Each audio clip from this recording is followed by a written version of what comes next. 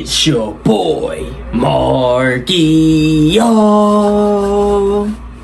And we back at it again with another reaction, man. Today we got LeBron James fan gets destroyed in the GOAT debate.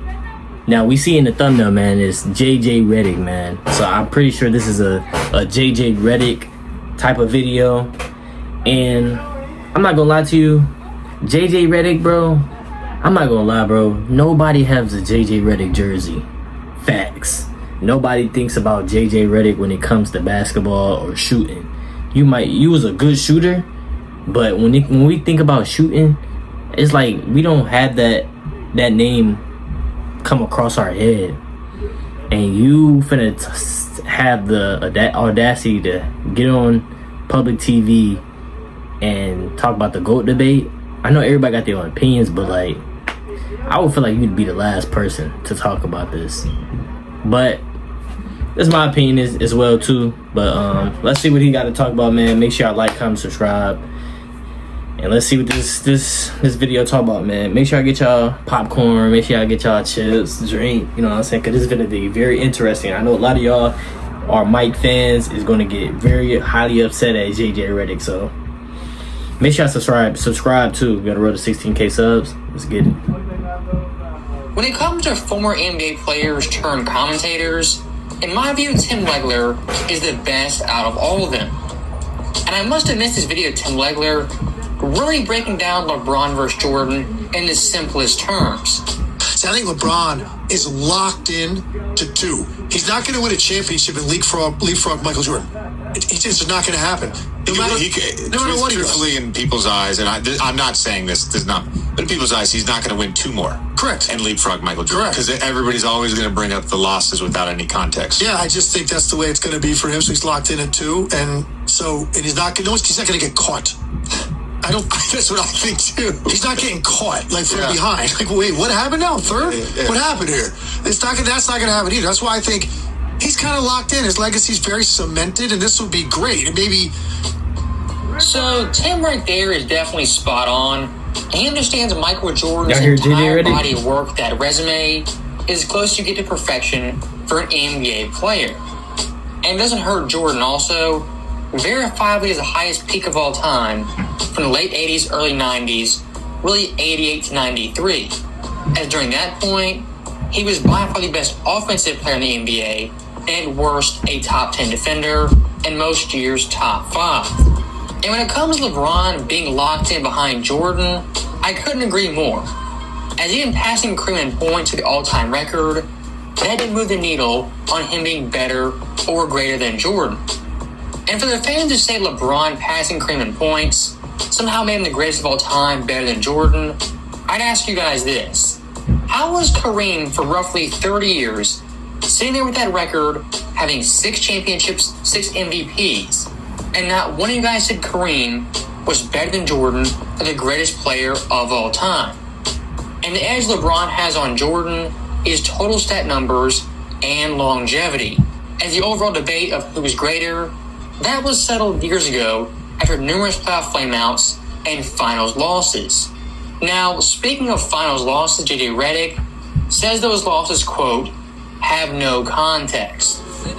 And look, some of LeBron's finals losses, they weren't all on him. And some of those series, despite losing, he played pretty well. But still, losing is losing, and winning is the ultimate goal. And if Michael Jordan is the bar, the standard, and LeBron trying to leapfrog that, you can't have a final series like 2011. As for Jordan's career, there's not a playoff series or final series where he played that bad overall, cost his team the series, had multiple fourth quarter disappearing acts, and even had one game scoring 8 points. When it comes to adding context to losses, you can do that all day long till you're blue in the face. But looking at 2010, 2011, among some other series, LeBron numerous times was the sole reason his team lost in the playoffs, compared to Jordan, who never had that happen a single time in his career. I don't know that whether there's an asterisk next to any championship. I personally don't believe there is. I haven't heard a compelling enough case. But with LeBron, there's always that. I think in 16, all right, they bring up the Draymond thing. The haters. He won the 2020 is a fluke win because it was the bubble. Now, stopping it right there, this clip is vital to this video. As Reddick made a couple of points I want you guys to remember.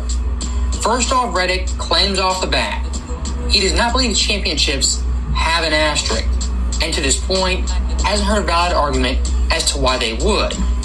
Secondly, he'll call you a quote-unquote hater if you bring up Draymond being suspended in the 2016 finals. And when it comes to the 2020 bubble, ignores all the outlying circumstances around that series. Keep those three things in mind, and specifically the first one, Reddick said championships in any year do not have asterisks. The context of the other, 5 losses, right? We go 07. He dragged that team to the finals. That Pistons team that they beat that starting were lineup. so good. Yeah, look at the starting lineup he was playing with. They were so good. Yeah. So then you have 11, you have 14. That Spurs team. Tell me at that point in time, with the way they played that series, who's beating that basketball team? It was a great team. Coming out for revenge, all that stuff. 15, Love gets hurt in the first round. Kyrie gets hurt or breaks his kneecap, so they're playing, with Matthew Dellavedova chasing stuff around. They don't really have an offense. Mozgov is starting that series. Like, it's just whatever, And then he has the 2 years against fucking KD and Steph and the Warriors. So it's like I don't buy any of this asterisk. We should. I think there's asterisks every season.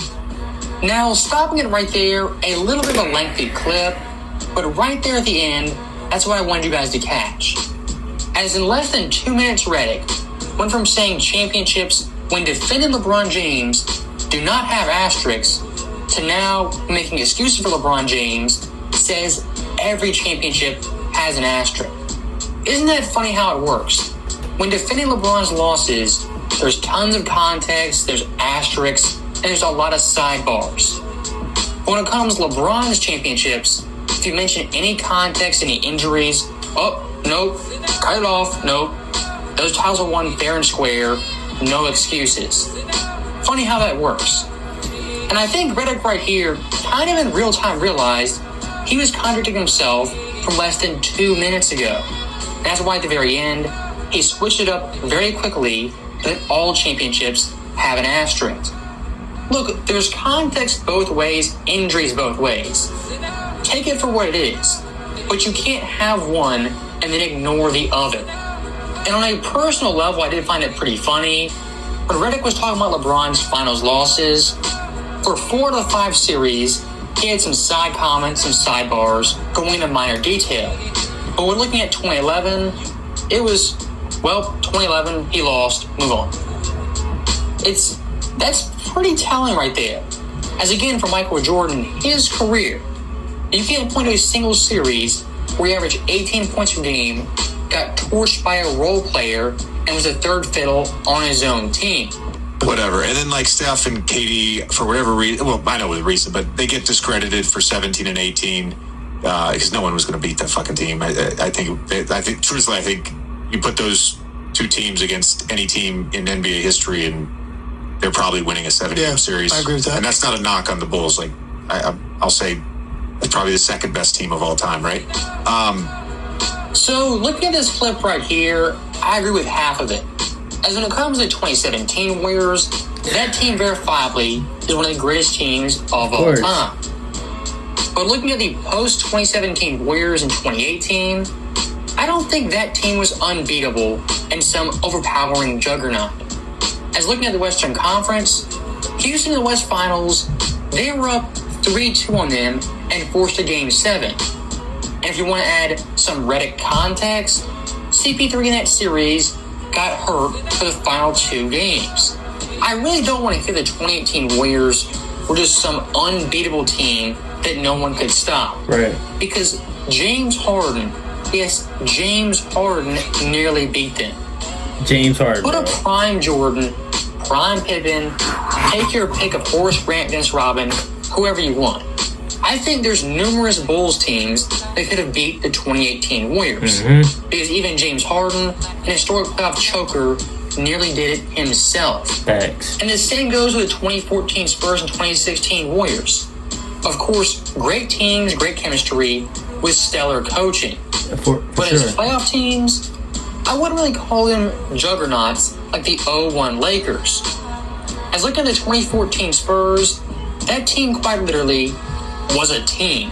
There was no superstar on that roster. And the first round versus the Mavericks, many forget they were pushed to 7 games and were actually down 2-1 in that series.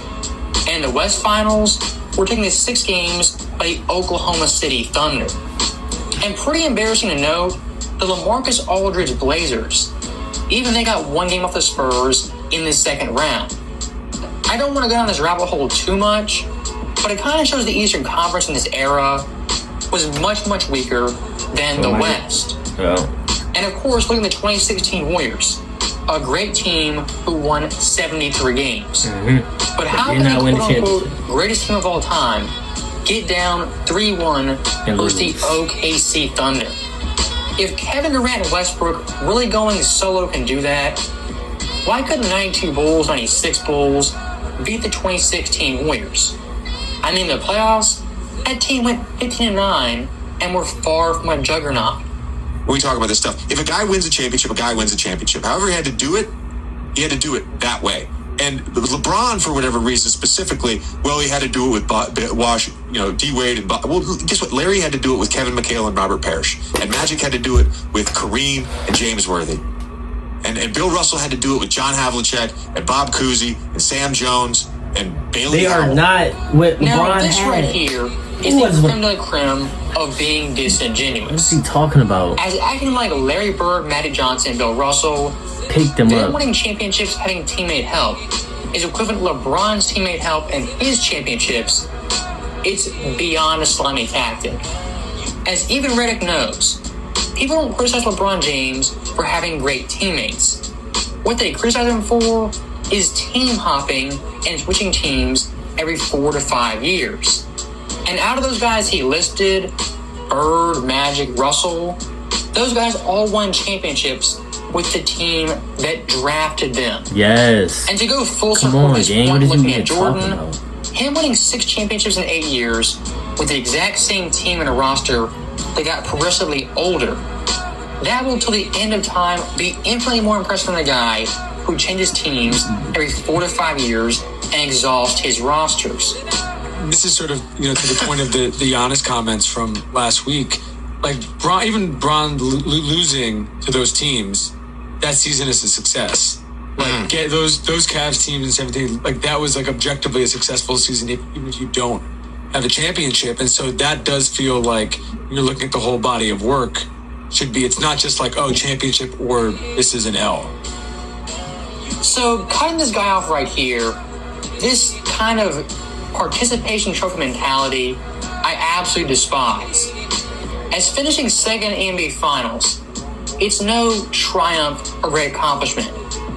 Ask the 2013 Spurs, 2010 Celtics, even 2016 Warriors, if after they lost in the finals in a crucial Game 7, they felt triumphant for just making the finals and getting it to a Game 7. Of course they didn't. They were pissed they lost the championship because second place doesn't get a silver medal. He's not going to pass him. For me, in my mind, It's just not. And it's not even about winning rings. It's just about the player. I played against that guy. I've watched this guy a lot. It's Jordan. That's why I say, for me, he's cemented where he is. If you talk about historical ranks, obviously he can still win more rings. Who knows how long he's going to play? So that right there is a pretty good ball in this segment.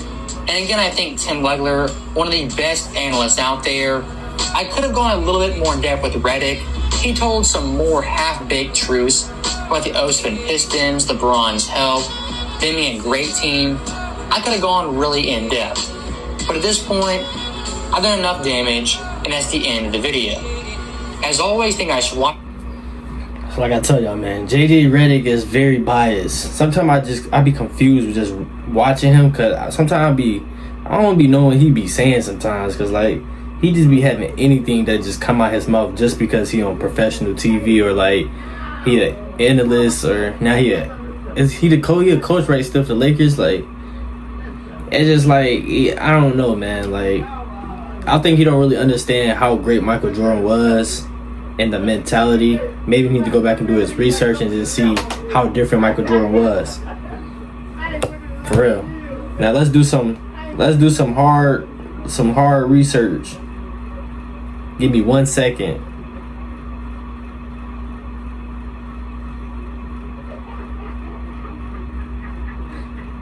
Let me do some research, man. Okay.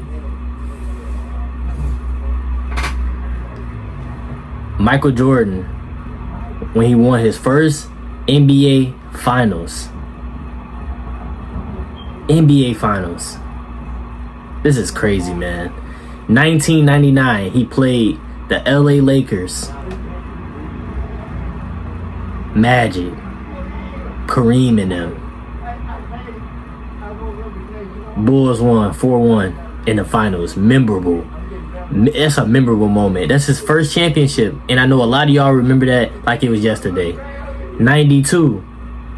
This man going on a run. He said, let me get a second peek. He played the Trailblazers. And y'all know the Clyde Drexler story. They saying who's better, Clyde or Jordan? Just the 4-2. No game 7. You don't do no game 7s over here. 1993. Charles Barkley and the Phoenix Suns. Another legendary series. Jordan was probably averaging about 45 a game. 4-2. No game 7. Let me retire. You know what I'm saying? Let me retire, man, for a few years. Oh, I came back, right? I came back. Utah Jazz, 1997. I know y'all remember that. 4-2. 1998.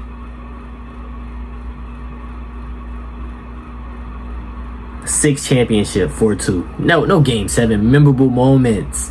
This is memorable. These memorable moments, baby. You feel me? This is memorable. Mike is so different, bro.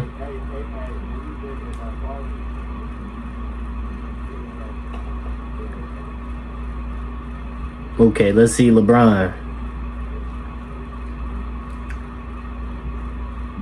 LeBron first championship. 2012, he defeated the Oklahoma City Thunders. Young Russ, KD was doing their thing, but they lost 4-1. 2013, 4-3 against the San Antonio Spurs, a game 7. Game 7. So they won 2 championships back to back in Miami. But he didn't win with the Cavs when he first was on the Cavs. He didn't thug it out. He left. Went to Miami. 2016, 2 years later. He was in Cleveland. They beat Golden State 4-3. Another game 7. Then 2020. Miami Heat 4-2 in the bubble. Which one of those are memorable to y'all? I would say the 2016, in my opinion. But y'all see how Michael Jordan did it. He won 3. And he was young. He won 3. Let me take a break. Couple year break. And then come back and win again. Put this foot on their neck. Won the championship. Different. I'm talking about different, chat.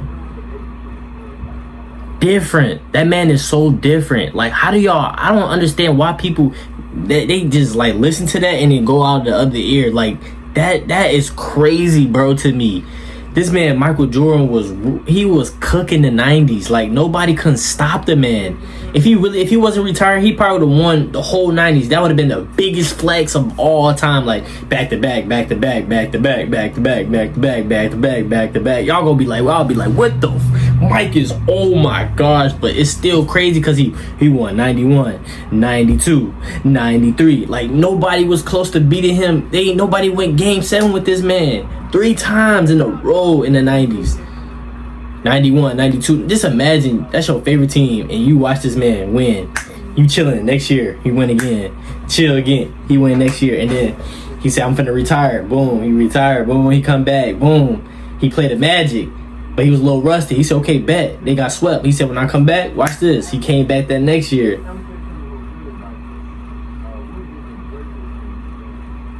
Went ballistics. Oh, yeah, I forgot to put this. Did I say the Sonics? I don't think I said the Sonics. My fault, y'all. I forgot to say the Sonics, too. With Gary Payton in the glove. You know what I'm saying? But y'all let me know in the comments how y'all feel about all that, man. It's just crazy what JJ Redick got to say, man. Michael Jordan got the biggest flex of all time. Like, if you having a debate with somebody, that's all you gotta really say, to be honest. And you can say, like, just go, you can go look up on YouTube all the peers, all the players that play basketball. Bro, it's so many legends that really touch the rock and really can put the ball up the hoop. Said Michael Jordan is the greatest. They call him God, Jesus, all this. Crazy. Make sure y'all like, comment, subscribe. Hopefully, I'll be becoming y'all favorite reactors, man. Make sure y'all like, comment, subscribe. We're gonna reach 16K subs. Turn on that notification. I post every single day. God bless you. I'm gonna see y'all in the next video. I'm out.